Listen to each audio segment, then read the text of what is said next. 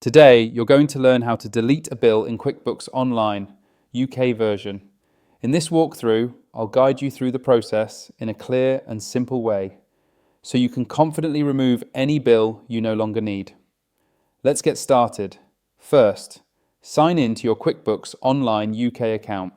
Once you're logged in, head over to the main dashboard and look for the menu on the left side of your screen. From there, click on Expenses, and when the submenu appears, select Expenses again. This will take you to a full list of all your recorded transactions, making it easier to work with the bills in your books. If you prefer searching by supplier, you can switch to the Vendors tab at the top. This step is optional, but it can be helpful when you already know which vendor the bill belongs to. Simply select the vendor to display all bills associated with them. Next, locate the bill you want to delete.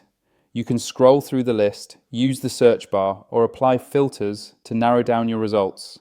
Once you find the bill, click on it to open its details. This opens a full view of the bill, which gives you a chance to double check that you're working with the right one before removing it. At the bottom of the bill window, look for the More button. When you click on it, you'll see several options appear. Choose the Delete option, which will prompt a confirmation message.